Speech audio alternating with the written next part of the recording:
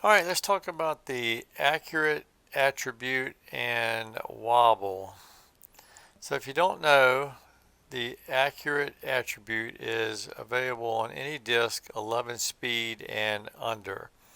And what it does is it reduces the wobble of the disk when you pull back and hold, uh, and so it's more likely to go where you aim it. But there's actually two wobbles that occur when you do that. You have the disk wobble, but you also have the background wobbles.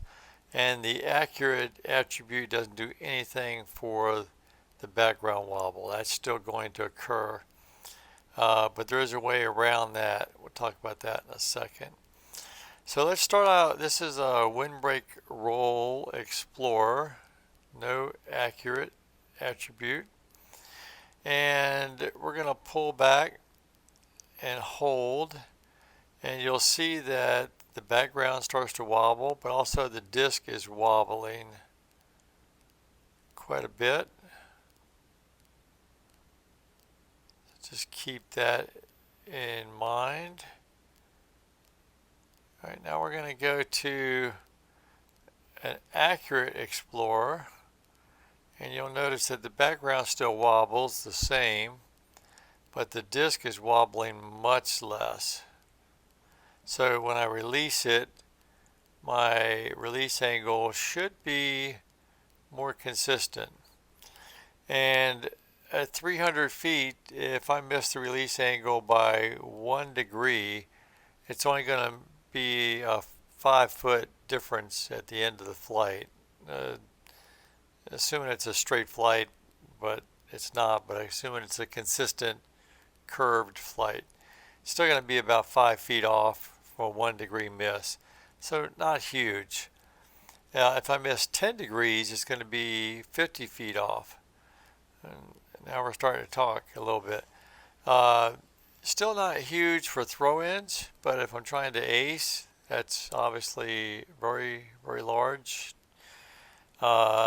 So let's do a couple throws and verify that. Let's go back to the Windbreak Roll Explorer. And I'm going to try to maintain the same aim point and the same release point. We'll do a few throws and see what we got.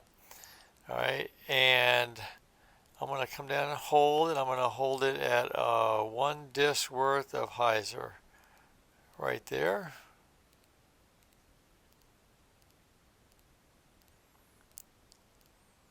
All right, that looks like about 15 feet off. Not bad.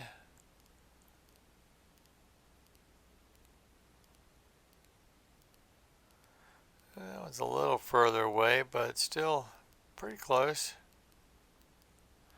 And I'm using a 1 wind here, so I don't want the wind to impact the situation too much.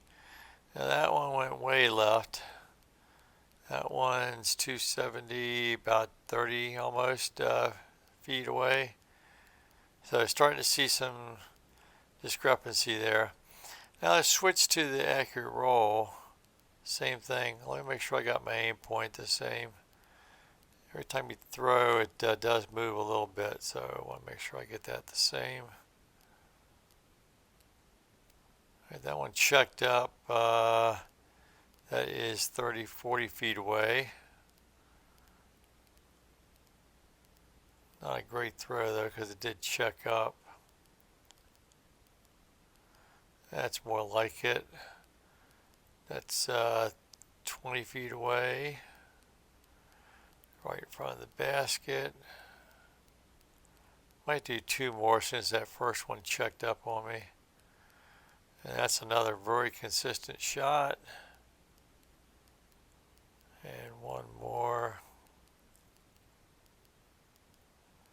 And that's 3 in a row that are pretty consistent. So you can see that the accurate is dropping them in a tighter range than the non-accurate. Now I talked earlier about the background wobble and said there was a way you can eliminate that, and that is with a snap throw. And that is when I pull this down really quickly and release it. I don't give it time to start to move. So if you'll pay attention to the background just for a second, I'm going to try to do a snap throw, and we'll see if we can eliminate that background wobble. All right, you should have noticed that the background did not move at all. We'll do one more. Again, background didn't move. So that's one way we can eliminate the background wobble even with a non-accurate disc or accurate disc. The trade-off is that you're not going to get the release angle perhaps as accurate as you would like. So if I'm trying for exactly one disc worth of hyzer, I really would prefer to pull it down and hold it, take my time, make sure I get one disc. But now I've introduced the wobble. So a bit of a trade-off there. So the accurate can reduce the disc wobble. A snap throw can eliminate the background wobble, but you might miss your release angle. So now, you might be thinking, okay, yeah, I got it, need the accurate, but I don't have any. I'm a new player.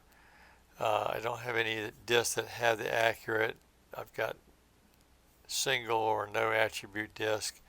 You can still work with those. I mean, you can still ace with a non-accurate attribute disc. Here's an example.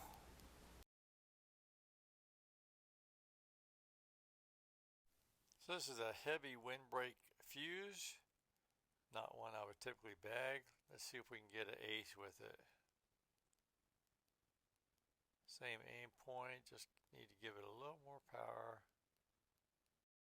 Alright, so I was able to get the ace with that, but that's only 200 feet, and I would much prefer to have the accurate attribute on a disc if I wanted to try to run more than one or two aces on that hole. So if you're a newer player, keep your eye out for the accurate attribute on any disc that's 11 speed and under. Work with what you got for now, but look to replace them eventually with one of the accurate discs. So, all right, hope you enjoyed that. Hope you learned something. And as always, we'll see you around the valley.